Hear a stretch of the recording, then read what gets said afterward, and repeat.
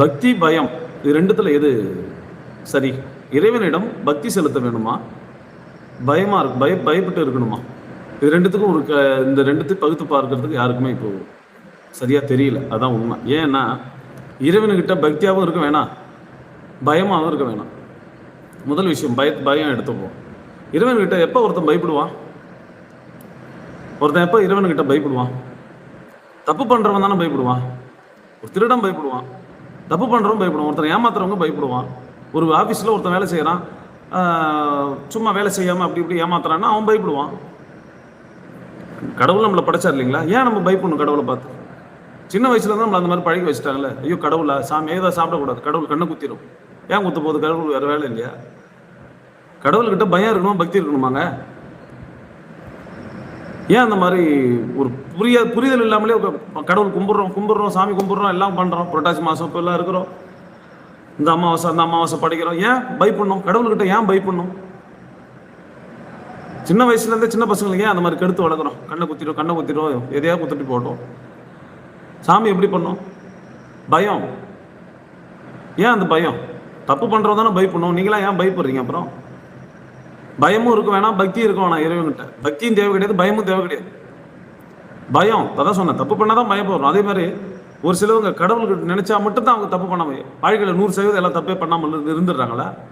கடவுளுக்கு தெரியாம மறைஞ்சு பண்றதா நினப்பு.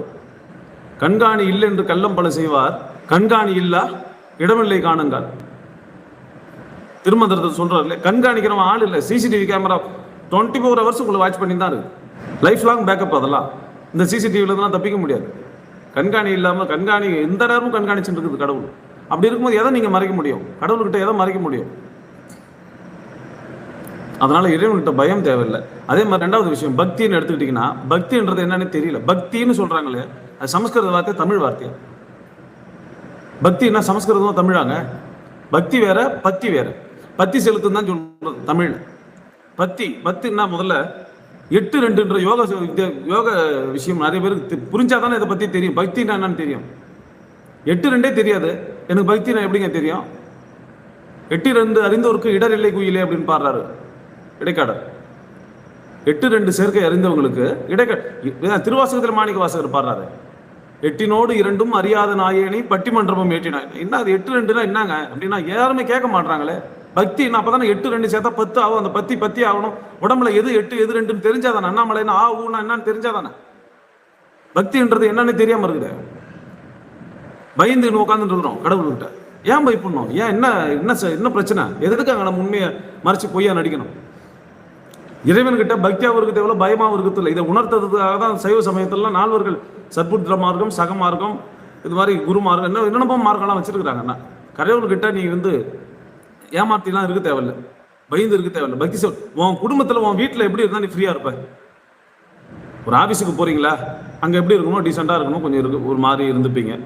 இது ஒரு வீட்டில் இருக்கிறீங்க, எப்படி இருப்பீங்க? ஃப்ரீயாக ரிலாக்ஸ். உங்கள் ரூமில் பர்சனலாக இருக்கிறீங்க, எப்படி இருப்பீங்க? ரிலாக்ஸாக தானே இருப்பீங்க. உங்கள் அம்மா அப்பா ஒய்ஃபு பசங்களுக்குள்ளே இருக்கும், ரிலாக்ஸாக இருப்பீங்க. அந்த மாதிரி இருந்துட்டு போங்க கடவுள்கிட்ட.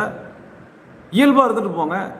கடவுள்கிட்ட போனால் அப்படி போட்டுக்கிறது, கன்னத்தில் போட்டுக்கிறது, தலையில் கொட்டிக்கிறது ஏன் பண்ண சொல்லிச்சா கடவுள்? கண்காணி இல்லை. அதான் நான் சொல்கிறேன், சிசிடிவி கேமரா இல்லாத உங்களுக்கு வாட்ச் பண்ணாத இதுவே இல்லை. இது மாதிரி பக்தின்றதுக்கு அர்த்தம் புரிஞ்சுக்கோங்க. இறைவன்கிட்ட பயம் தேவையில்லை, பக்தி தேவையில்லை. பயமும் இருக்க வேணாம், பக்தி இருக்க வேணாம். இறைவன்கிட்ட பக்தியும் தேவை கிடையாது, பயமும் தேவை கிடையாது.